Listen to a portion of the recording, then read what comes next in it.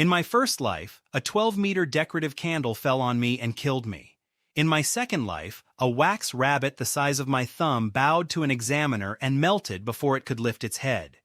For 3 silent seconds, 500 students stared at the black puddle on the testing stone. Then Dax laughed. His fire lion stood beside him, tall enough to bite a horse in half.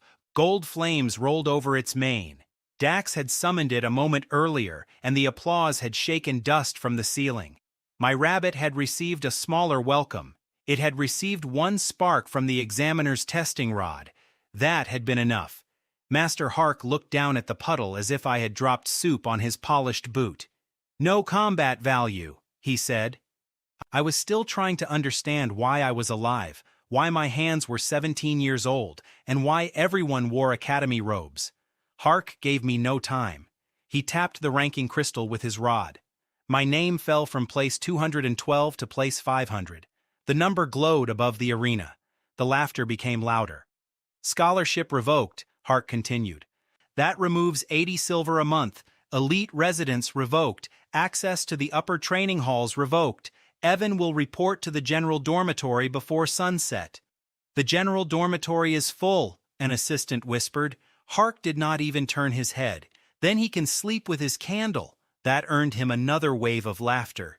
Dax leaned against his lion. He had the relaxed smile of a man standing beside a furnace while someone else burned. "Try summoning a spoon next time," he called. "At least we can use it after you fail." The students around him repeated the joke. By the time it reached the back row, my rabbit had become a fork, a bowl, and 1 very confused cooking pot. I crouched and touched the puddle. The wax was warm. A tiny pair of ears remained near the edge. I remembered shaping them, not from this life. My new body's memories told me I had spent 6 months practicing the same summon. My old memories told me how wax cooled, how molds trapped air, and how a 12-meter candle looked when its support cable snapped. That last memory was very clear. I gathered every drop with the flat side of my student badge. "He is taking it with him," Dax said. "Of course," I replied. "It has already survived 1 disaster today. That makes it more experienced than you." Several students stopped laughing. Someone in the 3rd row made a choking sound. Dax's smile tightened. Hark struck the floor with his rod. "Leave the platform. You are delaying useful students." I stood and looked at the testing stone. A rule had been carved around its edge. Each summon was supposed to receive a strike equal to its declared class. Hark had used the same flame he had used on Dax's lion. My rabbit had been tested 5 classes above its level. I pointed at the scorch mark. "You used an elite flame on an unranked summon." The arena grew quiet again. Hark's eyes moved toward the balcony. 3 men in expensive coats sat there. The middle one wore the red sun badge of the Vane Fuel Company. Dax had the same badge on his collar. "A useful summon survives unexpected danger," Hark said. "A useless one complains about procedure." There was the reason. The Vane Company supplied every furnace in the academy. Dax was not only a student, he was a walking contract with good hair. I had no evidence strong enough to fight that contract, not yet. So I put the wax in my pocket and walked away while 500 witnesses watched the lowest-ranked student leave the arena. By noon, the general dormitory had rejected me. By 1, the cheaper West dormitory had discovered a sudden concern about fire safety. By 2, my lunch account had been frozen with 7 copper still inside it. At 3, a clerk in the storage cellar gave me my final academy property. It was a cracked iron pot, a blunt carving knife, and a sack of candle stubs that smelled of cabbage. "Rejected wax," the clerk said. 3 kilograms, mixed colors, dirt content above 20%, estimated value 3 silver. Since nobody wants it, the disposal fee is also 3 silver. That makes the price 0. He pushed the sack toward me with a broom. "A generous institution," I said. "Do not thank me. The sack has insects." Something moved inside it. I tied the top twice. That was how I received the worst material in the academy for free. It was also the first fair deal I made that day. The craft club occupied a basement beneath the old dining hall. I found it by following the smell of hot glue and burned bread. The door hung from one hinge. Inside, shelves leaned against one another for emotional support. A thin student with brown hair was stirring wax in a copper pan. Another student was scraping black bread with a knife, perhaps searching for the softer part. The girl at the pan looked at my torn pocket. A wax ear stuck out through the cloth. "You saved it," she said. It was the first thing anyone had said about the rabbit without laughing. "Most of it." "No, the right ear. You shaped it after the melt. The edge still has your thumbnail mark." Her name was Nia. She was the club treasurer, mold maker, and apparently the only person in the academy who examined a failed summon more carefully than an examiner did. The student with the bread was Milo, the club president. He listened to my story, looked at my sack of dirty wax, and offered me a bench in exchange for helping repair the door. "The bench is not soft," he warned. "Neither was the street." "Good. We have beaten the street again. Put that on our recruitment poster, Nia." They gave me a bowl of hot water and let me use the copper pan. I separated thread, ash, dead insects, and something that might once have been a bean. I melted the remains twice. I filtered them through cloth. 3 kilograms of waste became 2 kilograms and 400 grams of usable wax. My fingers moved without hesitation. My old life had been spent building festival props, shop displays, and giant decorative objects for people with more money than caution. I knew molds. I knew balance. Most importantly, I knew that a rabbit with a heavy head fell on its face. I made the body hollow. I thickened the rear legs. I cut tiny channels beneath the belly so warm air could escape. Last, I pressed my thumbnail behind the right ear. The rabbit opened its eyes. A cool voice spoke inside my head. It did not appear in a glowing box. It simply announced that the hidden class chain had recognized me. My first class was Wax Puppeteer. Keeper of Forms would become possible after I preserved 64 useful changes. Emperor of Imprints remained sealed. Then the system explained my single-class law. Wax finished by my own hands remembered any physical form it truly took. I placed the rabbit on the bench. It walked for 20 seconds, exactly as my old summon had done. Then it stopped. Nia knelt beside it. "It balanced itself," she said. "Summons do that." "Not wax summons. They repeat the maker's pattern. This one moved its rear feet farther apart after the third step." I looked at the feet. She was right. The wax had changed while it walked. More important, it had stayed changed after the magic ended. I touched the rabbit and felt the system count one preserved form. The number was small. The meaning was not. Every summoned creature in this world returned to its original template when dismissed. Training improved the summoner, never the summon. My rabbit had just broken that rule by learning how not to fall over. Milo lowered his bread. "Can it learn to repair doors?" "Give it a few years?" "Good. The door may still be here." Nia took us to a forgotten practice room behind the basement. A brass messenger hair stood there. It had once carried notes through the academy, but its winding key was missing, and one eye had been replaced with a button. I warmed my rabbit until its surface softened. Then I pressed its hind legs against the mechanical hair. The wax moved. Thin bands formed inside the legs. They curved like springs. The feet lengthened. The hips rotated by a few degrees. My rabbit had not copied brass. It had copied structure. Before the touch, it weighed 30 grams. It could jump 40 centimeters and move for 20 seconds. After the touch, it jumped 4 meters and 80 centimeters. It hit a hanging lamp. The lamp swung. Milo dropped his bread. Nia ducked. The rabbit landed in the wax pan, climbed out with the dignity of a king leaving a bath, and continued running. It lasted 4 minutes and 6 seconds. The system counted a second preserved form. My control limit rose from 30 grams to 300 grams. I made 2 more rabbits from the same cleaned batch. All 3 moved when I raised my hand. Nia stared at them, then at me. Hark called this useless. Hark also wears a red robe with green shoes. His judgment has several weaknesses. Milo finally looked down at the bread in his hand. "I dropped this." "The floor rejected it," Nia said. "Respect the decision." We tested until sunset. The copied springs did not make the wax as strong as brass, but they distributed force through the whole body. Each rabbit could carry 4 times its own weight. Heat still softened them. Sharp impacts still cut them. Nothing about the power was free. The 3 rabbits also consumed wax with every repair. By the end of the session, I had lost 70 grams. Clean summon wax cost 10 silver per kilogram. Rejected stubs cost 1 silver if I cleaned them myself. My empty account had become a military weakness. Then a bell rang above us. The Academy task board opened for evening trials. Nia found a delivery test that paid 18 silver. A runner had to carry 10 message tokens through an obstacle course. Dax held the student record at 58 seconds. The trial allowed summons. "There will be witnesses," she said. "Good. Hark will be there." "Better."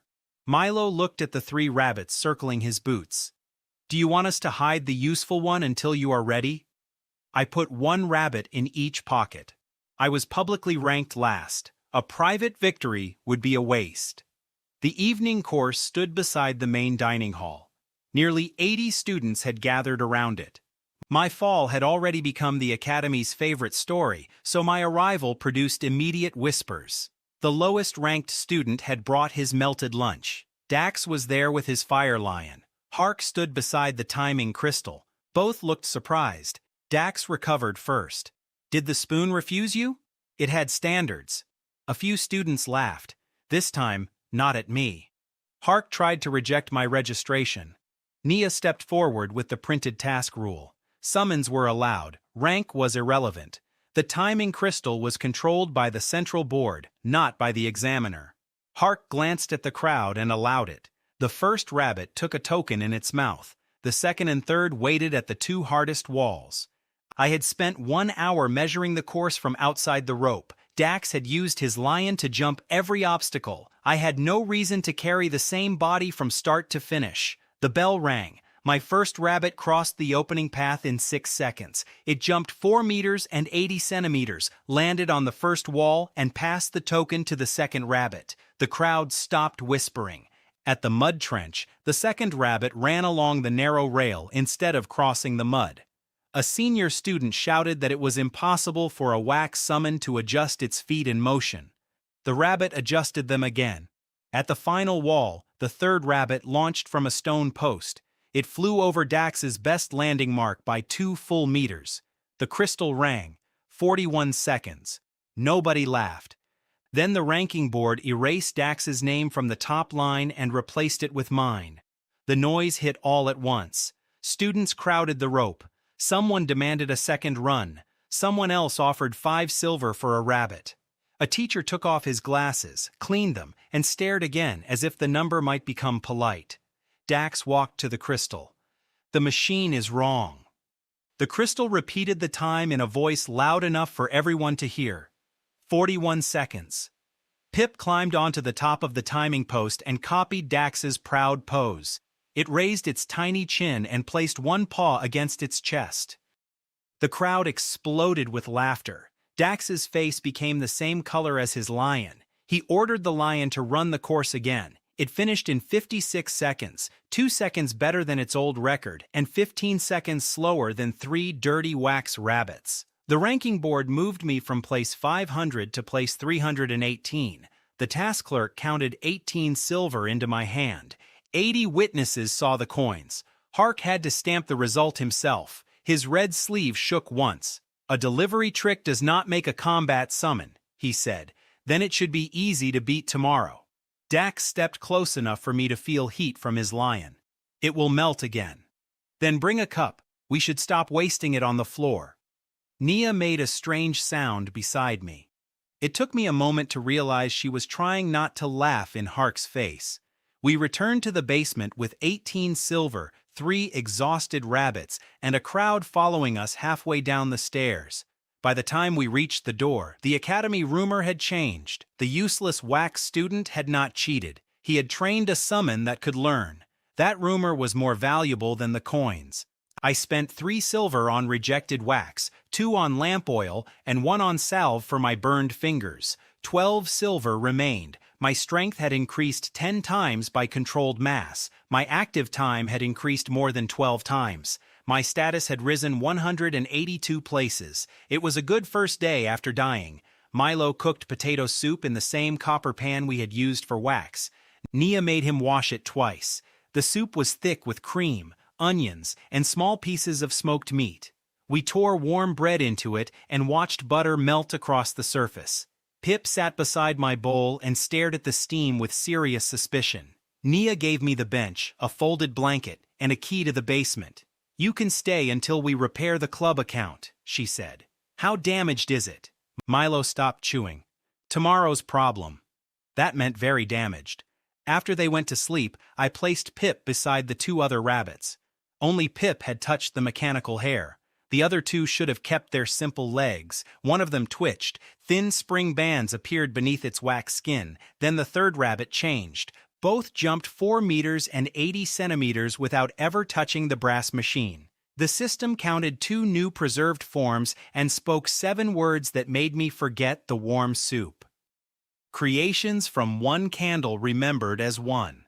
The next morning, I learned that shared memory was cheaper than breakfast and much more dangerous. I had 3 rabbits. Only Pip had copied the messenger hair, yet all 3 carried the same spring structure. When I softened one rabbit and widened its feet, the other 2 changed before my eyes. The system did not count 3 different powers.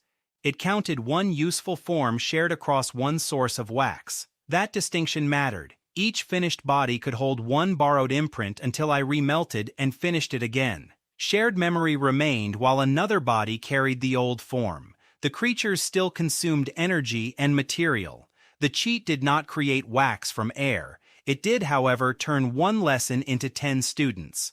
I was calculating how many rabbits I could make from a kilogram when someone hammered a notice onto the club door. The hammer came through the weak wood on the 3rd strike.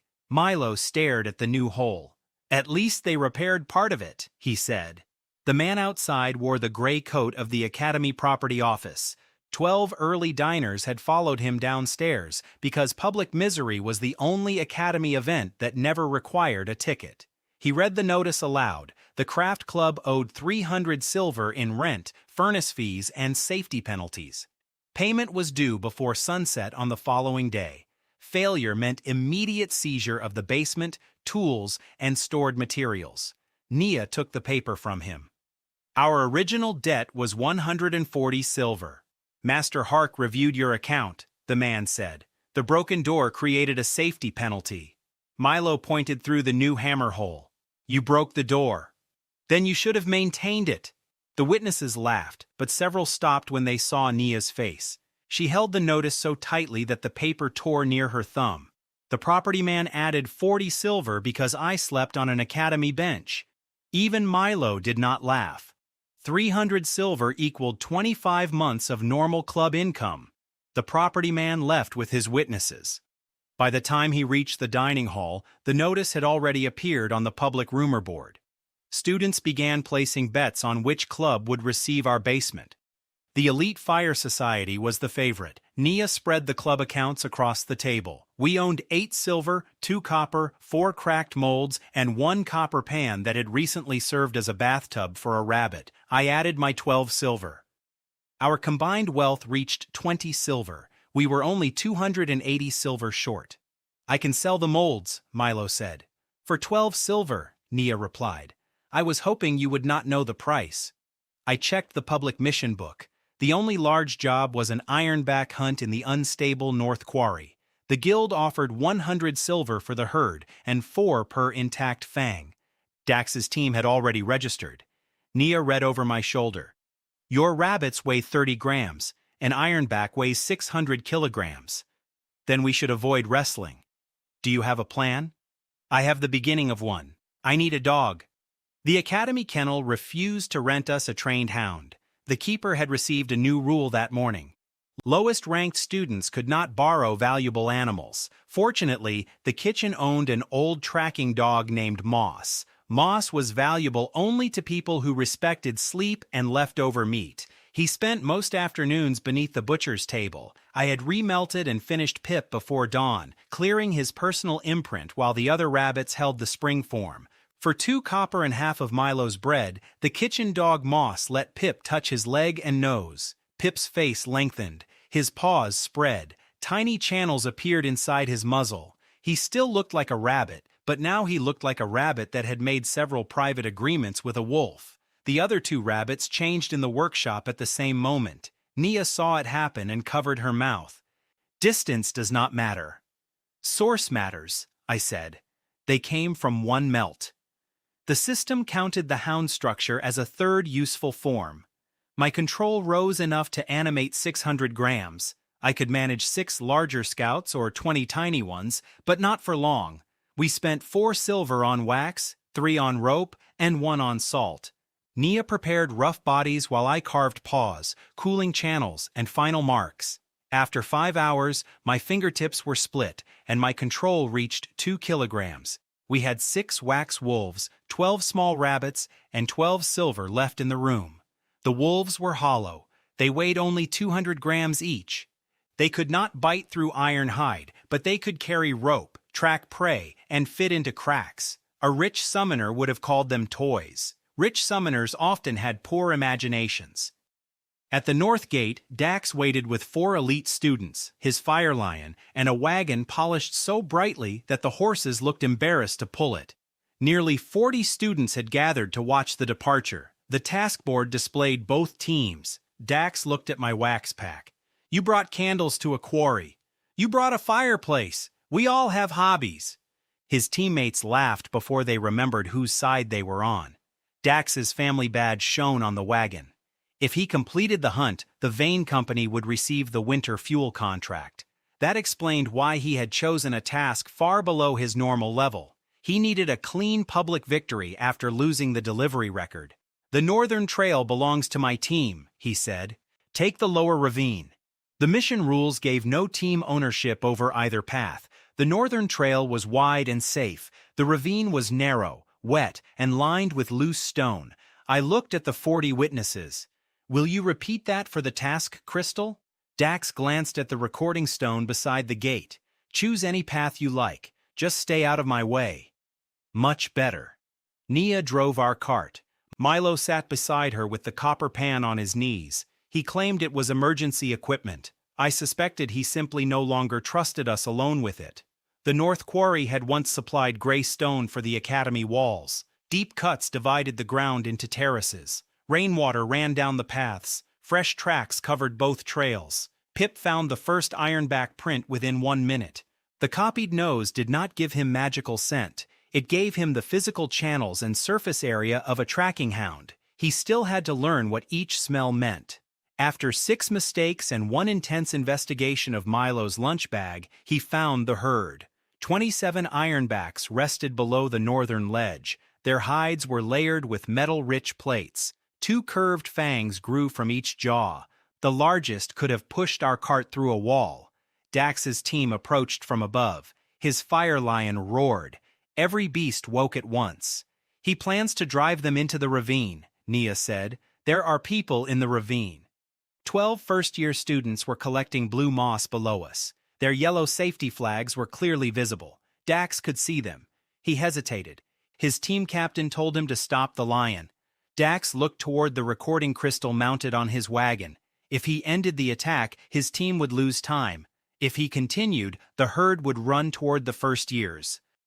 He chose the record. The fire lion struck the ledge. Flames burst across the stone. The ironbacks charged away from the heat and poured into the ravine like armored barrels with anger problems. The first-year students screamed. I sent all 6 wolves down the slope. The wet stone was too steep. The first wolf slipped, twisted its front legs, and dug its claws into a crack. Its paws spread under pressure. The toes turned outward. The ankle lowered until the body almost touched the ground. It stopped sliding. The changed form remained. 5 more wolves altered their paws at the same instant. The reaction passed through the shared wax faster than thought.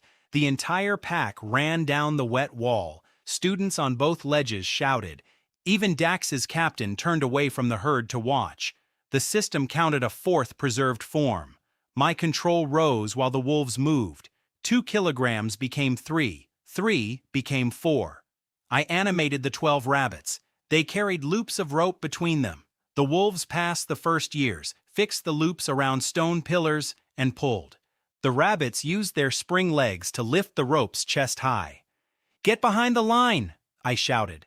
The first years obeyed. The lead ironback hit the ropes. It tore through the first and second lines. The third turned its head. The movement forced the herd toward a narrow spillway instead of the trapped students. 26 beasts changed direction. The largest did not. It broke the final rope and charged Nia. She stood between it and two first-years who had fallen in the mud. Her hands lifted, but her small shaping spell could not stop 600 kilograms of iron and bad manners. Pip jumped. I had repaired and refinished him before entering the quarry, clearing his borrowed imprint again. He landed on the beast's face.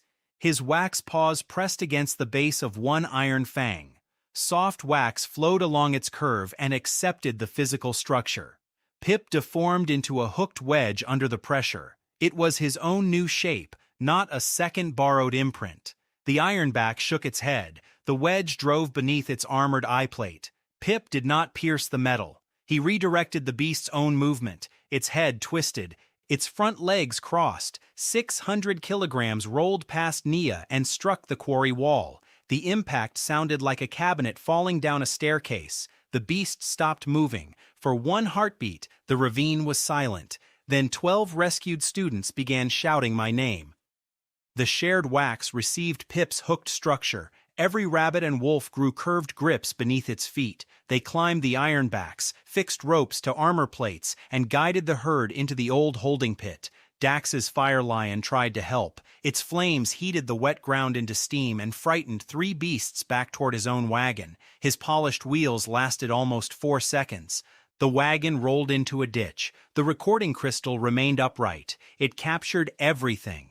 By the time the guild wardens arrived, 26 ironbacks were secured alive. 1 lay dead at the wall. 12 first-years stood behind my rope line. Dax's team had killed 4 beasts on the upper trail, but their fire had cracked most of the fangs. The senior warden reviewed the crystal before all 3 teams.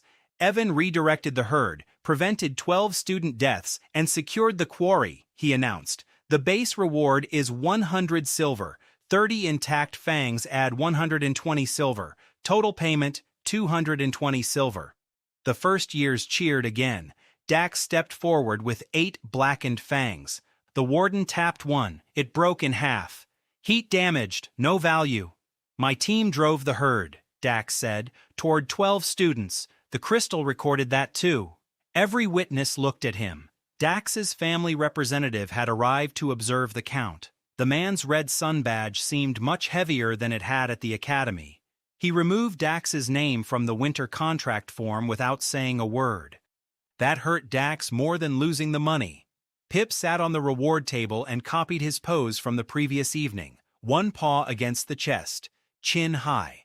This time, the warden laughed first. The task board moved me from place 318 to place 94. My controlled mass reached 12 kilograms. I could maintain 24 figures for 15 minutes. More important, the club now had 232 silver. We returned behind the guild cart. The rescued students had sent the recording ahead, and crowds lined the road. The elite fire society quietly withdrew its claim to our basement.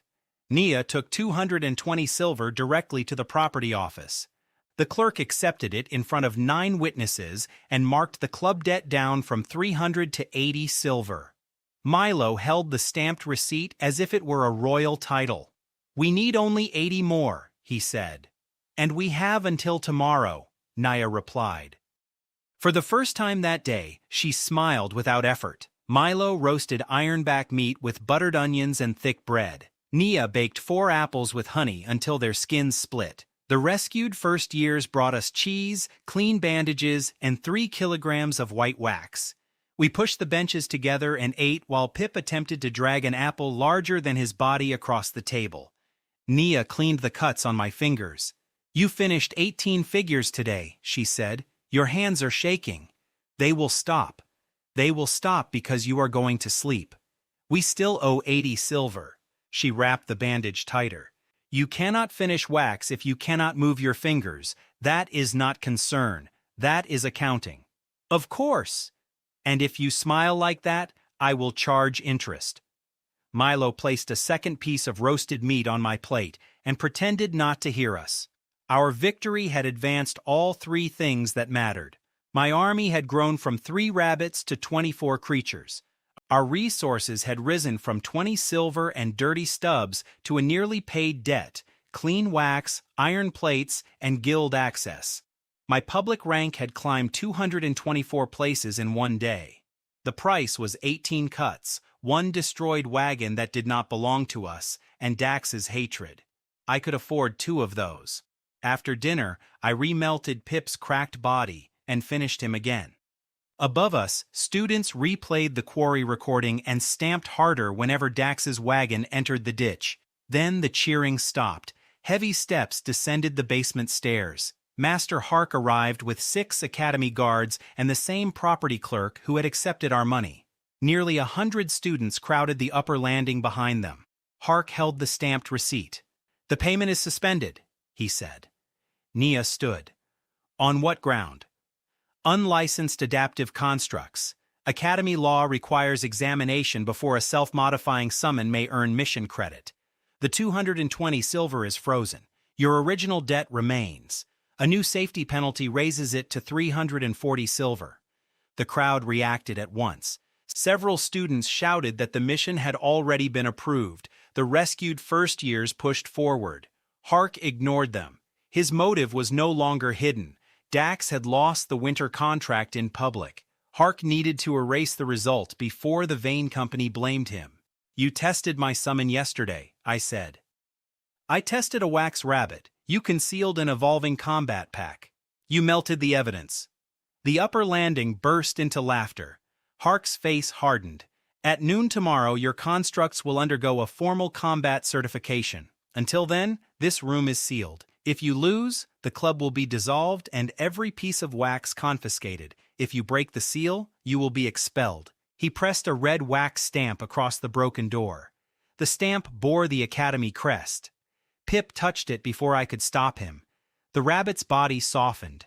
For one instant, I felt a shape much larger than the small seal. Corridors, stairs, a tower, thousands of rooms folded into a single physical memory. Then the contact vanished. Hark walked away, certain he had locked me outside my workshop. He did not know his seal had just remembered the entire academy. On the 3rd morning, the academy woke expecting to watch my last summon melt. I woke beneath the dining hall with a wax map pressing against my palm. Pip had not gained knowledge from the seal. He could not read rooms or understand doors. He had accepted the seal's physical structure, including the fine network of lines hidden inside the academy crest.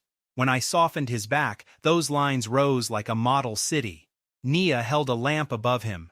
Milo compared the wax ridges with an old evacuation plan nailed to the basement wall. "That line is our corridor," Nia said. "That square is the furnace room. Then this hollow space is behind the pantry," I said. Milo looked at the sealed door, then at the pantry wall. "There is no passage behind the pantry." Pip tapped one foot against the model. We moved a cupboard and found an iron hatch beneath 3 layers of wallpaper. The hatch opened into a service tunnel that had been forgotten long enough to grow its own opinion about fresh air. It led around Hark's seal and into our workshop ceiling. We entered without damaging the door. 2 members of the dining staff watched us open the hatch, and the task crystal still recorded the sealed front entrance. Hark could call it rude. He could not call it a violation. "The academy just helped us break into the academy," Milo said. "We used the approved entrance," I replied. "It was only approved a very long time ago." We had less than 5 hours before the certification. Hark's test required 1 combat construct to block 10 blows from a calibrated stone golem. The official force was 100 units per strike. After the 10th block, the summon had to cross 20 meters and touch a scoring pillar. My current limit was 12 kilograms and 15 minutes. A 12-kilogram wax knight could survive 1 legal blow. The second would turn it into a floor decoration. I did not need a thicker shield. I needed a shield that learned from being hit. Nia prepared 64 rough figures using every mold the club owned. Milo melted the clean wax donated by the first years and added the filtered quarry scraps. I finished each body by hand. A line beneath the chin, a joint at the knee, a channel through the chest. 7 minutes became 6, Then 5. My fingers opened beneath the bandages. Blood marked the pale wax. Nia changed the cloth without asking permission and placed a cup of sweet tea beside me. "If you fall over, I am finishing you with a carving knife," she said. "Will that make me part of the network?" "It will make you quieter." We built one knight, 12 shield bearers, 16 wedge-shaped beetles, 11 rabbits, and 24 flat pieces no larger than coins. Their total mass was 11 kilograms and 800 grams. I kept 200 grams unused for repairs. One shield bearer received a fresh imprint from the Academy's old water clock. Its chest copied the clock's branching channels. That form spread through the shared batch. The figures could not create water, but they could move it through hollow bodies. The service map showed a cold pipe beneath the certification arena. Hark had locked us out of the workshop. His own seal had given us a route inside, a map to the arena, and the shape of its cooling system. Even Pip looked pleased. He had found a spoon and was copying Hark's walk with it held like an examiner's rod. At noon, 600 students filled the lower arena.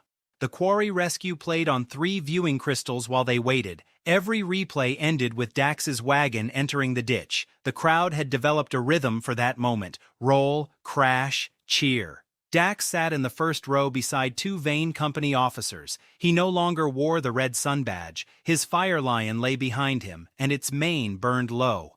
Hark stood on the platform in a new red robe. His shoes were still green. Some disasters resisted correction. Director Otto occupied the central balcony. Guild wardens, teachers, and the 12 rescued first years sat beside him. Nia had invited every witness she could find. The property clerk held both versions of our debt notice. Public truth required a large room. Hark raised his rod. "This examination will determine whether Evan concealed a dangerous combat ability. Failure will confirm his original grade and dissolve the craft club." "And success?" Nia called from the preparation gate. Hark paused. The crowd began repeating the question. "Success will grant provisional certification," he said at last. Director Otto leaned over the balcony rail. "Success will also restore all improperly withheld mission payments. The grade will be reviewed by my office." Hark looked up sharply. Otto's face remained calm. That was the first small crack. I carried my wax knight into the arena. It stood as high as my chest. Its shield was broad and hollow, with a web of empty chambers inside. 63 smaller figures waited in a covered trench near the edge of the platform. Laughter moved through the elite seats. Dax did not join it. He had seen the wolves run down a wall. Hark placed his hand on the golem's control stone. The machine rose. It was 3 meters tall and built from black granite. One fist was wider than the knight's body. "First strike," Hark announced. The fist fell. My knight lifted its shield. The impact drove it to one knee. Wax burst from the outer edge. The shield collapsed from 20 centimeters thick to 6. Its internal chambers folded into tight triangles. The crowd groaned. The knight stood. The shield did not return to its old shape. The compressed triangles remained. The system counted them as a useful deformation. In the covered trench, 12 other shields folded into the same pattern. "Second strike," Hark said. The fist hit again. This time the shield bent but did not burst. The knight slid 1 meter and remained standing. Students in the lower rows rose from their seats. The third strike produced a new curve through the shield's center. The shape guided force toward both edges. The shared shields copied it. After the fourth strike, my knight no longer moved. After the fifth, a thin crack appeared across the golem's fist. The reaction began as a low sound, 600 people whispering the same impossible fact. The wax was getting stronger. Hark ordered the 6th strike before the official called for it. The golem's control gauge flashed yellow. Nia saw it. "That is not 100 units," she shouted. Hark covered the gauge with his sleeve. The 6th blow landed with enough force to break the arena tiles. My knight sank ankle-deep into stone. The shield folded until it was only 3 centimeters thick. It still held. I felt the preserved structure pass through every piece in the trench. Empty chambers collapsed. The same mass occupied less space. The wax had not become metal. It had removed weak gaps and arranged itself along the force. One shield had learned from 6 blows. 64 creations remembered the lesson. My control limit rose from 12 kilograms to 20. My remaining time returned from 8 minutes to 16 as the system recognized the 6th useful combat form. Hark's sleeve began to smoke. The gauge beneath it glowed red. Director Otto stood. "Stop the test." Hark did not. He struck the control stone twice. The golem lifted both fists. "That setting is 800 units, a combat teacher shouted. The audience erupted. Guild wardens ran toward the platform. Hark threw a barrier across the stairs. "A dangerous construct must be tested at real force," he said. "If it fails outside this arena, students die." He believed part of what he said. That was what made him dangerous. He had protected the academy heating contract for 6 years. Vain money kept 3 dormitories warm in winter. To Hark, sacrificing one failed student was practical.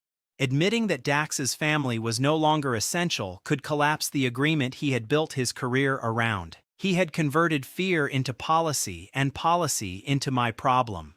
The 2 fists descended. I opened the covered trench. 63 figures moved. The coin-shaped pieces entered cracks in the arena floor. The beetles locked themselves into wedges. The shield-bearers connected their compressed shields above the knight. Rabbits pulled tubes from the cold pipe beneath the platform. Water rushed through the shared channels. The combined shield became a layered dome. The golem struck with 16 times the legal force. The sound knocked dust from the roof. Every viewing crystal went white. The front rows felt the air hit their faces. Hark's red robe snapped behind him like a flag attached to a very worried pole. When the dust cleared, the golem had lost both hands. My shield remained. It had flattened to the height of a table. Water hissed through its channels. 64 figures had become one structure because each remembered where force needed to go. Then the structure unfolded. The knight stood again. 600 witnesses became completely silent. Pip climbed from the knight's shoulder and tapped the scoring pillar. The certification crystal rang. Pass. The word appeared above Hark's head in green light. The crowd laughed so hard that even Director Otto had to wait before speaking. Hark tried to dismiss the result. Nia was already on the platform. She had pulled the golem's paper calibration strip from beneath the control stone. It recorded every command. The first strike had been set to 200 units, not 100. The 6th had reached 400. The final strike had reached 800. The guild warden read the numbers aloud. Each one produced a louder reaction. Dax looked at Hark, then at the vain officers beside him. One officer stood and walked out. The other removed the company seal from his coat.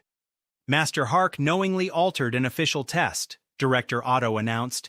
"His result against Evan is void. His authority is suspended pending investigation." Hark's rod slipped from his hand. Pip picked it up. The rabbit copied Hark's stiff walk across the platform, stopped beneath the glowing word, and pointed the rod at it. Pass. The arena shook with laughter and applause. My original failure vanished from the ranking board. The quarry payment of 220 silver was released. The Academy restored my 80 silver scholarship and awarded a 500 silver research grant for an undocumented summon class. The property clerk corrected the club debt in front of the full audience. Hark's added penalty was removed. We paid the original remaining 80 silver. After every payment, material purchase, and repair fee, the club account held 712 silver. 2 days earlier, it had held 8. My rank moved from place 94 to place 18. The craft club received 143 membership requests before we left the arena. The dining hall began selling rabbit-shaped rolls by evening. My strength had changed too.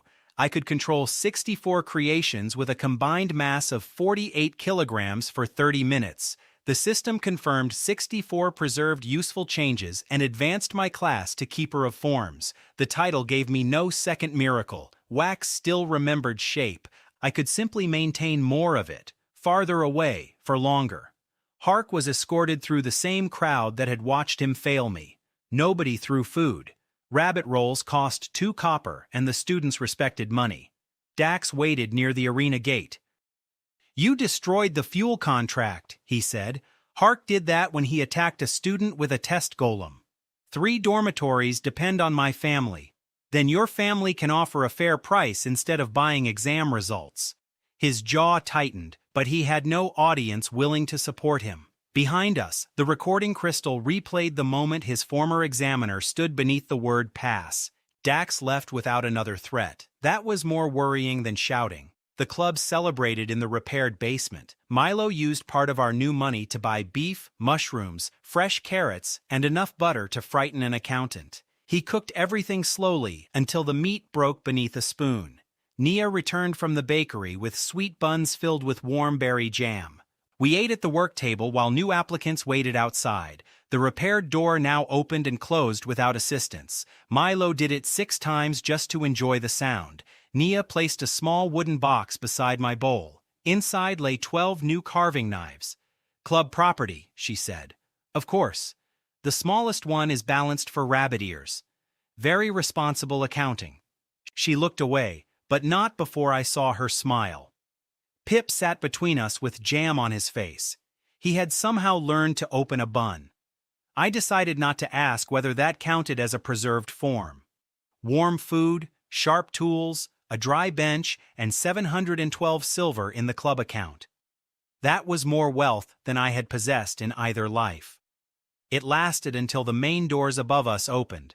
No one laughed this time. Students moved aside as a tall man descended the stairs. His coat was white, his gloves were black, and a silver mask covered the left side of his face. 4 Imperial guards followed him. Each carried a box sealed with dark blue wax. Director Otto came behind them. He looked older than he had at noon. "This is Inspector Merrick," he said. He arrived from the capital through the tower gate. Merrick examined the rabbits, the wolves, the compressed shields, and finally me. "An adaptive wax network," he said. The report was accurate. He placed a black document on our table, directly beside the beef stew. "Under Imperial law, any construct capable of preserving and distributing physical forms belongs to the Imperial Hall of Forms. Your creatures, your molds, and all recorded structures are now state property." Nia read the seal. "This law is 300 years old. It concerns copies of royal bodies." "It concerns forms," Merrick replied. "The word is sufficient." Pip approached one of the blue wax boxes. Merrick moved faster than Hark ever had. A black needle struck the table in front of the rabbit. "Do not let it touch Imperial property."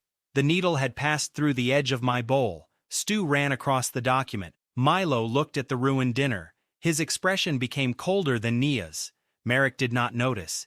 He was watching me. "You will surrender everything at sunrise," he said. "If you want to contest the order, win the Academy tournament first. The hall recognizes only ranked masters. You are 18th. The final is 2 days away. Then improve quickly." He turned to leave. Pip looked at the blue boxes again. Beneath their seals, I felt the same vast physical memory we had found inside Hark's Academy crest. Merrick had not brought wax into the Academy. He had brought pieces of the Academy home. At sunrise on the 4th day, Merrick counted every gram of wax we owned. He brought 12 clerks, 4 guards, and a measuring scale precise enough to detect a dishonest sandwich. Students filled the dining hall stairs to watch. The craft club had become more popular than breakfast. Our finished constructs weighed 47 kilograms and 600 grams. Merrick sealed them inside blue boxes.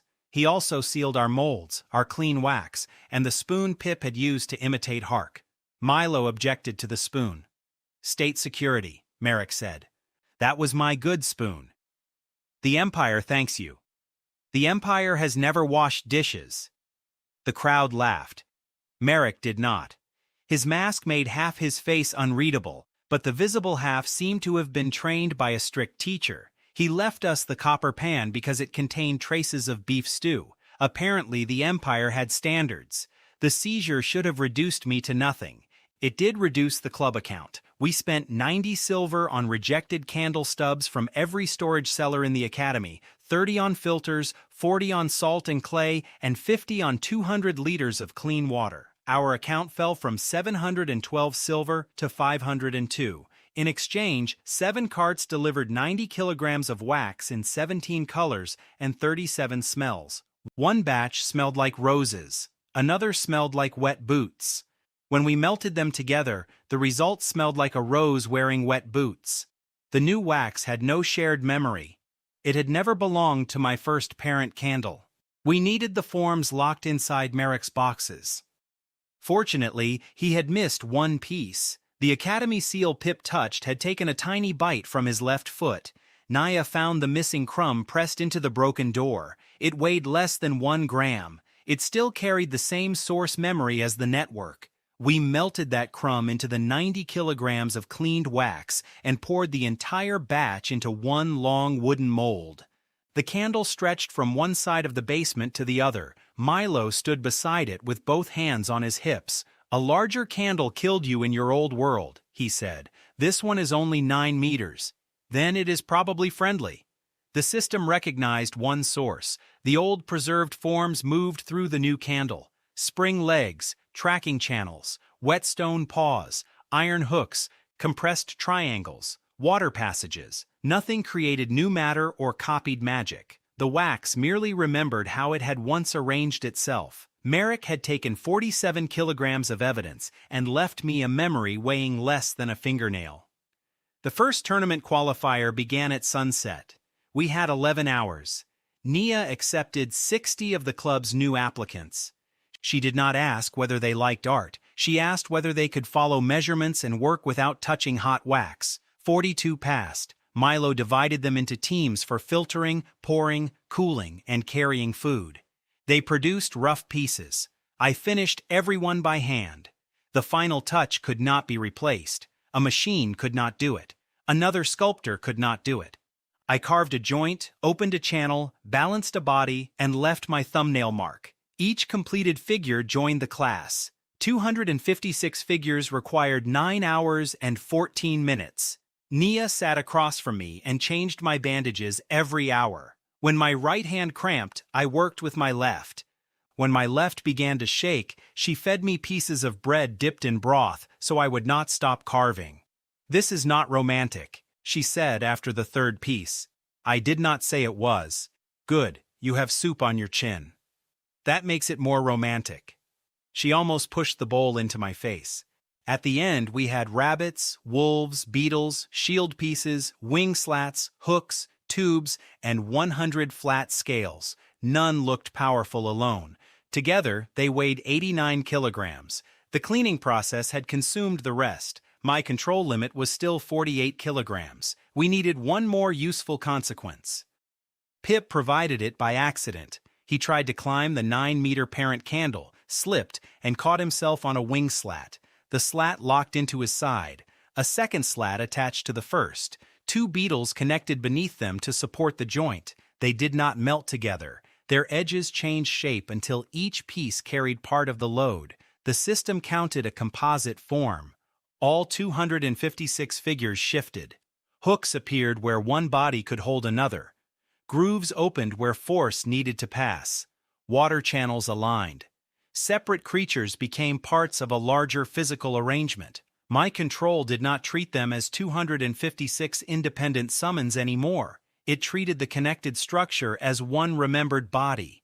The limit rose from 48 kilograms to 120. The maximum duration doubled from 30 minutes to 1 hour. Pip hung from the wing slats above the work table, looking surprised by his own success. Milo pointed at him. "Put that on the recruitment poster, too." We reached the tournament arena with 4 minutes remaining. 3,000 students and citizens filled the seats. Viewing crystals carried the qualifier to every dining hall and dormitory. The public ranking board hung above the central gate. My name stood at place 18. Dax's stood at place 4. Merrick waited in the imperial balcony. The blue boxes containing my old creations were stacked behind him. Master Hark's empty chair remained beside Director Otto as a reminder that authority could disappear very quickly when 600 people saw the truth. Dax entered from the eastern gate. His fire lion had changed. Golden wings rose from its shoulders. Its body burned white instead of red. The Vane Company had fed it concentrated sun oil, a fuel normally reserved for city defenses. The audience shouted its new name, Fire Griffin. The beast's measured power was 9 times higher than it had been on the first day. Heat rolled across the arena. The wax pieces behind me softened before the match even began. Dax looked exhausted. Dark marks surrounded his eyes. His family officers sat in the first row with an unsigned contract on their knees. "Inspector Merrick offered us the winter furnaces," he said quietly. "If I defeat you, the contract returns. If I lose, the Vane Company leaves the academy." "Then fight well." "You are not going to tell me my family cheated?" "They did. The crowd already knows." He glanced at the viewing crystals. Thousands of faces watched from their pale surfaces. "I hate you," he said. "Stand in line." The bell rang. His griffin crossed half the arena in one leap. Fire covered its claws. A direct hit would erase my wax before the shared memory could preserve anything. I scattered the pieces. 256 small constructs ran in every direction. The audience laughed in confusion. From above, it must have looked as if a box of toys had panicked. The griffin struck 20 rabbits and melted them into bright streaks. The remaining pieces entered those streaks, carried the liquid wax away through hollow bodies, and cooled it in the water channels. The lost rabbits returned as flat scales. The laughter stopped. The griffin attacked again. Shield pieces folded into compressed triangles. Beetles locked beneath them. The blow smashed the structure across the arena, but the pieces rolled, separated, and rejoined. Nothing stayed where Dax hit it. "It is changing roles," a commentator shouted. "Every part remembers every position." That was close enough. I sent wolves beneath the griffin's wings. Their whetstone paws gripped the arena tiles. Hooks caught the long feathers of flame without touching the hottest center. Wing slats joined above them and copied the griffin's physical span. The wax could not copy fire. It could copy the arrangement that held a heavy body in the air. 100 pieces connected. A pale wing rose behind me. Then the second opened. The audience stood. Rabbits formed the spine. Wolves formed 4 legs. Shields covered the chest. Water moved through the entire structure. What rose from the arena was not yet a dragon. It looked like a large wolf that had stolen wings from a bird and armor from a kitchen cupboard. It was ugly. It was also 30 meters wide. Pip sat on its head. Dax's griffin charged. The composite beast did not meet fire with strength. It folded one wing, turned its armored chest, and guided the attack past its body. The griffin struck the ground. Wax hooks locked around its legs. The composite pulled. Dax's summon rolled 3 times and stopped beneath the ranking board. The crowd counted each roll aloud. Dax raised it again. Sun oil poured from the contract mark on his arm. Too much oil. I saw the change before he did. The griffin's white flames turned blue. Its wing joints swelled. Someone had altered the fuel seal. Merrick's visible eye remained fixed on the arena. The griffin screamed. It stopped obeying Dax and turned toward the first row, where the Vane officers held the unsigned contract. Concentrated fire gathered in its mouth.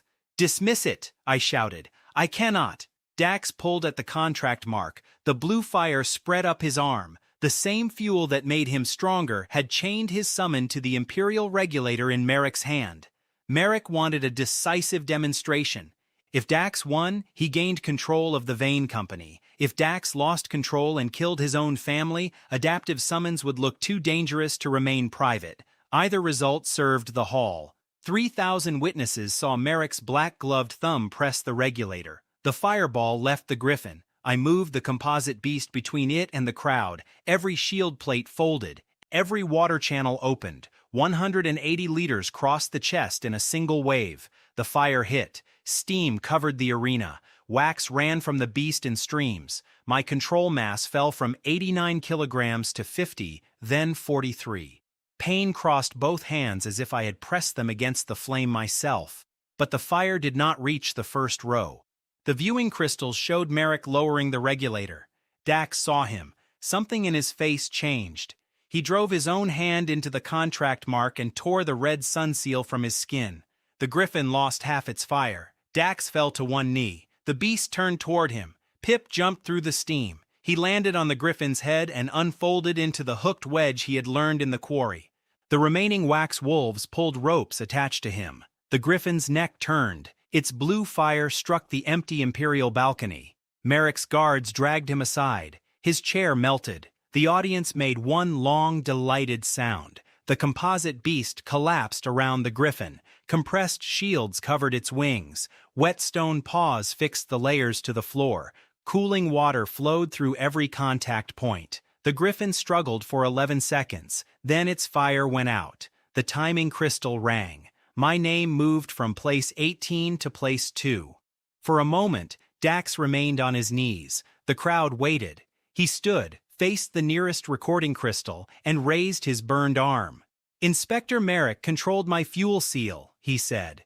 "Evan saved my family after I tried to defeat him. I lost. He did not cheat." The words crossed every viewing crystal in the academy. Dax had spent 3 days protecting his family contract.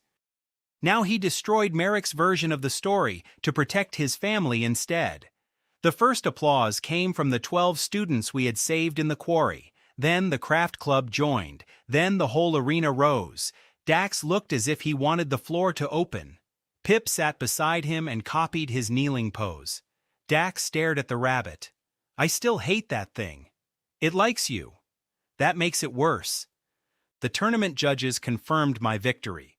The hall tried to freeze the result, but Merrick's use of an outside regulator violated 3 public safety rules and 1 Imperial tournament law. Director Otto released the finalist payment before Merrick could file another order. The club received 1,200 silver. After our wax, filters, salt, clay, water, salve, and repair costs, our account held 1,702 silver. My controlled network had reached 256 pieces, 120 kilograms, and 1 hour. My rank had risen 16 places, more than 3,000 direct witnesses, and every crystal viewer knew the result. Merrick had failed to confiscate the new batch because tournament constructs remained protected until the final ended. He met me beneath the ranking board. "You saved a boy who spent 3 days trying to ruin you," he said. "I saved the people behind him. He happened to be included." Copies always claim moral freedom. Then they replace what made them. It is wax. So is a death mask. For the first time, anger reached the visible half of his face. The hall was founded because a copy once wore an emperor's body for 9 years. It had his structure, habits, and voice. It did not have his limits. 12,000 people died before we found the original buried beneath his palace. His motive was larger than a tournament. He did not see Pip as a rabbit. He saw an empty face waiting to steal a living one. "My wax copies physical form once," I said. "It cannot copy memory, magic, or choice." Today. Merrick looked toward the main tower. "Tomorrow's final will begin at noon. The roof mirrors will open. No shade, no hidden pipes. If your creatures survive, the hall will recognize you as a ranked master and hear your legal claim. If they melt, I take what remains." He walked away beneath a wave of boos. Imperial guards kept the crowd at a distance, but they could not silence 3,000 people. Merrick's public certainty had cracked. He had reacted like a locked cabinet, discovering that everyone owned a hammer. We returned to the basement after midnight. The applicants had become club members while we were gone. They filled the tables with fried dumplings stuffed with pork, cabbage, and ginger. Milo served clear chicken broth with green onions. The dumpling skins were crisp at the edges and soft where they touched the hot soup. My hands hurt too much to hold a spoon. Nia placed one in my bandaged fingers and closed them around it. "I believed you before the system did," she said. "You believed the rabbit. I saw the mark behind its ear. Everyone else saw weak wax. I saw that you had finished it even when nobody would reward the work." The room was loud, warm, and full of people pretending not to listen. "That sounds romantic," I said. "You still have soup on your chin." "A powerful tradition." She wiped it away with her thumb. This time, she did not look away. Pip ruined the moment by falling into the dumpling bowl. Milo pulled him out with the imperial spoon, which had somehow returned from Merrick's evidence box. Nobody admitted taking it. Before we slept, Pip climbed through the service tunnel and disappeared. He returned near dawn carrying a gray chip from the main tower. It looked like stone. It bent between my fingers. Inside, it was pale wax. When Pip touched it, hidden channels inside the chip appeared across every creation at once. Together, their backs formed a tiny model of the tower. The chip belonged to the same ancient batch as Hark's seal, Merrick's boxes, and the Academy itself. Above us, the roof mirrors began to open 12 hours early. By dawn on the 5th day, sunlight had turned the main tower into a slow oven. The gray walls still looked like stone. The wax chip in my hand grew soft whenever the mirrors moved. Merrick was heating the building before the final, either to weaken my creatures or to destroy something hidden inside the tower, probably both. Efficient enemies were unpleasant that way. We had 6 hours, 256 damaged figures, 43 kilograms of recovered wax, and 1,702 silver. We needed 300 kilograms. After seeing the tower chip, Director Otto sold us the Academy's reserve of 250 kilograms for 3 silver per kilogram.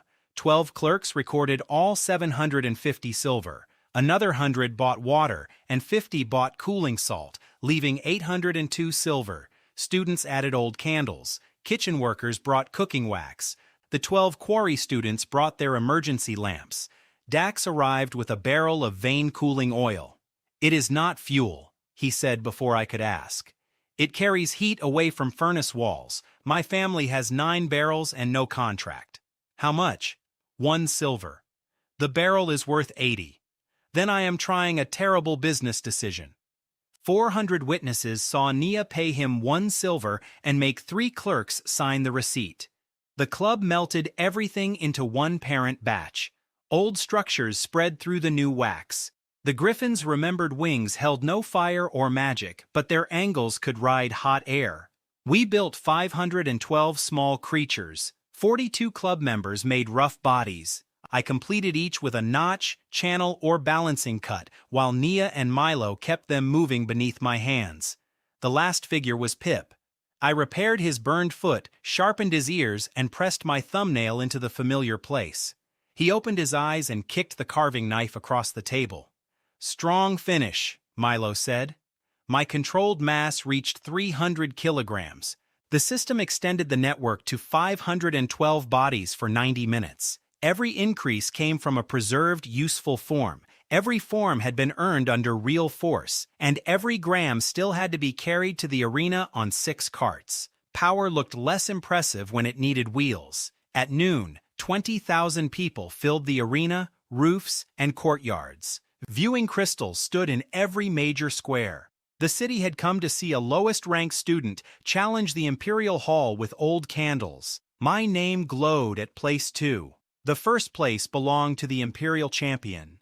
Merrick entered alone. He placed a white cube in the arena and removed his black glove. Silver lines covered his palm. "This is an original Guardian," he announced.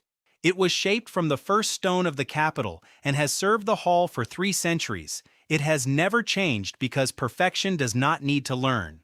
The cube unfolded into a white crystal beast with 4 legs and vast wings. It weighed more than 2,000 kilograms. Merrick looked toward my 6 carts. "Your entire network weighs 300 kilograms. The sun will melt it. The Guardian will crush it. Surrender now, and the hall will preserve your life along with your work." You sealed my spoon in an evidence box. For the first time, confusion crossed his face. "I do not trust your definition of preserve." Laughter rolled through the arena. Merrick raised his bare hand. The roof mirrors turned. Sunlight covered the field. The temperature rose from 28 degrees to 46 in less than 1 minute. Wax softened on the carts. My 300 liters of water began to warm. The final bell rang. I released every figure. 512 wax animals poured onto the field. Rabbits leaped, wolves ran beneath them, beetles rolled shields, and wing slats climbed on hot air. The audience began counting as the pieces joined. 4 legs formed first. Each contained spring structures surrounded by wet stone grips. A long, hollow spine followed. Compressed shields became ribs. Water channels aligned from the tail to the head. Hooks locked the joints. 100 scales covered each side. The wings opened last. The creature rose 18 meters long with a 30-meter wingspan, wolf legs, a shield-bearer's chest, griffin wings, and Pip between two horns. The crowd shouted one word: dragon. Merrick's perfect guardian attacked before the formation settled. One crystal claw shattered 30 chest scales and spilled 40 liters of water. The dragon remembered the blow. Its chest folded into Hark's compressed triangles, and the broken pieces returned as thicker claws. The second strike broke only 9 scales. 20,000 people saw the difference. The commentator's voice cracked. It learned the attack! Merrick closed his hand. The Guardian's wings released a wave of force. My dragon weighed too little to stand against it. It flew backward, struck the arena wall, and lost most of its tail. The Imperial balcony cheered. The rest of the stadium did not. The severed tail became 60 rabbits, ran back, and rejoined as heavier legs. The crowd roared. Merrick turned the mirrors again. Heat reached 52 degrees. Wax ran between the dragon's scales. I opened the cooling channels. Water and vein oil moved through the hollow spine. Steam rose from the wings. The network consumed 40 liters of water each minute. I had less than 7 minutes before the channels emptied. The heavier Guardian charged. Its plates returned to the same perfect position after every movement. Perfection repeated itself. My wax did not. The dragon avoided the first charge by folding one leg and dropping beneath the crystal wing. It caught the second with a compressed shoulder. On the third, wet stone claws gripped the ground and iron hooks closed around the Guardian's front leg. The Guardian pulled. The wax arm divided into 8 ropes and guided the force. The Guardian's front foot landed 30 centimeters left of its usual position. Its next wing movement struck its own knee. A crack crossed the crystal plate. The arena reacted like thunder. Merrick stared at the damaged joint. 3 centuries without change meant 3 centuries without learning how to fall. He pressed both hands together. The Guardian opened its mouth. White light gathered inside. That attack is forbidden inside the city, Director Otto shouted. Merrick ignored him. Copies do not receive rights, he said. They receive limits. The beam crossed the arena. 200 shields formed a sloping tunnel inside my dragon's open chest. Water flooded it, and angled plates turned the attack upward. It hit the roof mirrors. Glass exploded across the sky. The focused sunlight vanished. The safety barrier caught the falling glass. 20,000 witnesses watched Merrick's perfect attack destroy his perfect advantage. Pip stood on the dragon's head and pointed one tiny paw at him. The audience laughed. Merrick shouted for the Guardian to fire again. I had 120 liters of water left. I did not defend. The dragon locked its griffin wings, compressed its spring legs, and jumped. It rode the hot air Merrick had created, not magic. 30 meters of wax passed over the Guardian's beam. The dragon folded both wings, turned its compressed chest downward, and fell. The impact drove the Guardian into the floor. Hooks held its misplaced joint. The damaged knee twisted, and a crack reached the white cube in its chest. Pip leaped from the dragon's head. He became the small hooked wedge that had stopped an ironback in the quarry. He entered the crack. The dragon pulled every hook at once. The white cube split. The Imperial Original Guardian broke into hundreds of silent plates. For 3 seconds, nobody moved. The tournament crystal rang. My name rose from place 2 to place 1. The sound that followed could not be called cheering. It was too large. Students stamped the stone. Citizens shouted from the roofs. Every viewing crystal showed the wax dragon standing over the first-ranked Imperial beast. Dax lifted both arms in the eastern seats. The 12 quarry students climbed onto their bench. Milo rang the copper pan with a spoon. Nia simply closed her eyes and breathed. Pip climbed from the crack and copied Merrick's straight posture. He placed one wax shard over half his face like a mask. The arena laughed at the Capitol's inspector before the entire city. Director Otto entered with the guild judges. Before the recording crystals, Nia proved the old law covered royal bodies and death masks, not animals or tools. Merrick had removed those lines from his copy. The confiscation order is fraudulent, the senior judge announced. All seized property returns to the craft club. The blue evidence boxes opened. My first wolves, shields, rabbits, and imperial spoon crawled onto the arena. Milo cheered loudest for the spoon. The judges awarded the tournament purse of 5,000 silver. After every expense, the club held 5,801 silver, a permanent workshop charter, and enough material for an entire winter. The system recognized the 512th linked form. My class advanced from Keeper of Forms to Emperor of Imprints. The wax still obeyed one law and remembered physical form. I could now sustain 512 creations weighing 300 kilograms for 90 minutes. In 5 days, Dirty Stubbs had become a funded workshop, and Place 500 had become Place 1. Hark had called the wax worthless in front of 500 students. Now 20,000 people watched his replacement sign my master certificate. That should have been the final peak. Then the main tower began to melt. At first, one gray drop fell from the highest window. It struck a roof tile and bent instead of breaking. A second drop followed. Then an entire stone ledge sagged like a candle left beside a stove. The cheering died. Pale wax flowed beneath the gray surface. Cracks spread through the surrounding halls. Pillars softened. Staircases leaned. Across the academy, walls revealed hollow channels and old wick lines. The academy was not built from stone. It was a wax copy wearing a thin shell. Merrick ran, not toward the exits, toward the tower. Dax saw him first. "The inspector knew," he shouted. Every recording crystal turned to follow Merrick. I broke the dragon apart. 512 creatures spread through the academy. Wolves ran down corridors and guided students outside. Rabbits carried evacuation cords through smoke. Shield pieces entered soft pillars and unfolded into compressed braces. Water channels moved the last cooling liquid into the main stairwell.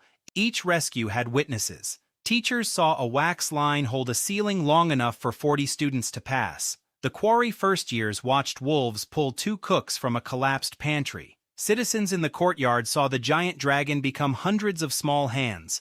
The wax network touched the building. Hundreds of fresh bodies used their unused imprints on different walls.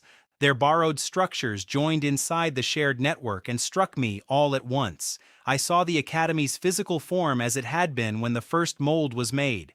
Every room, every stair, every hidden support. Beneath that shape lay another impression, older and sharper. The original academy.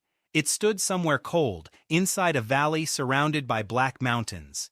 The copied building had preserved every arch and corridor, but several rooms in the original did not exist here. One was a circular chamber beneath the main tower. Something shaped like a door filled its center. The system did not give me a vision. The wax gave my creations a structure to follow. They reproduced it beneath their feet, building a physical model across the courtyard. Thousands of evacuated students watched the true academy rise in miniature. Merrick reached the tower core. Nia and I followed through a corridor held open by shield beetles. Dax came behind us with a recording crystal. Milo carried the copper pan. Nobody had asked him to bring it. The core chamber was melting. A blue wax cylinder stood in the center. Merrick pulled it from its frame and held it against his chest. "This decoy protected the original for 300 years, he said. "Enemies attacked this shell. Students trained here. The hall collected their physical methods and sent them home. You have exposed the route." "You triggered the collapse," Nia said. "The purge began when the mirrors broke. If a decoy is compromised, it must not reveal its source. There are 5,000 students inside. The original protects millions." He was not smiling. He believed the numbers. Like Hark, he had turned fear into a calculation and removed the people he did not want to count. Dax held up the recording crystal. "Say it again." Merrick threw 3 black needles. The first shattered the crystal. The second pinned Dax's sleeve to the wall. The third flew toward Naya. Pip caught it in his mouth. His wax face stretched backward. The needle stopped 1 finger from Nia's eye. Pip dropped it into Milo's copper pan. Milo struck Merrick over the head with the pan. The sound was beautiful. Merrick staggered. I sent 6 rabbits around his boots. They copied the compressed gripping form, locked his feet together, and pulled. He fell into the same blue wax he had come to steal. Dax picked up another recording crystal from a fallen guard. It had captured the confession, the needles, and the pan. Merrick looked at the thousands of faces visible through the broken wall. His defeat was no longer an argument between officials. The entire academy had seen him choose a secret over their lives. Director Otto's guards dragged him outside wrapped in wax bands. Pip sat on his chest wearing the white shard mask. The crowd opened a path and laughed as the Imperial Inspector passed. We removed the blue cylinder. Without it, the purge slowed. The tower continued to sag, but the hidden cooling system restarted. My creatures followed the remembered original plan and braced the correct joints. The academy did not become stone again. It remained a wounded wax shell. It remained standing. By sunset, every student had been counted. 47 suffered injuries. Nobody died. The number crossed the public board beside my new rank. The craft club cooked outside because our basement ceiling now resembled warm cheese. Milo filled 3 iron pots with chicken, potatoes, carrots, onions, and thick noodles. Bakers brought honey bread. Dax's family sent chilled fruit and did not attach a contract. We ate on blankets beneath the cooling tower. Nia sat beside me. My hands were wrapped from wrist to fingertip. She held a cup of broth to my mouth. "This is not romantic," she said. "Of course not. It affects the account." "Exactly." She kissed my cheek anyway. Around us, 5,000 students argued about whether Pip should receive an official rank. Pip sat inside the copper pan and ate a piece of honey bread. He had begun his academy life as a black puddle. He ended the week as the most famous rabbit in the city. I had begun at the bottom too. That part was over. In the center of the courtyard, our wax model of the true academy remained. The black mountains around it had hardened. The hidden circular chamber beneath its tower was still sealed. At midnight, the tiny door opened. Every wax creature turned toward it. From somewhere beyond the world, a bell rang through the shared form. Then, hundreds of small figures appeared inside the model classroom. Each one had the face of a student standing in our courtyard.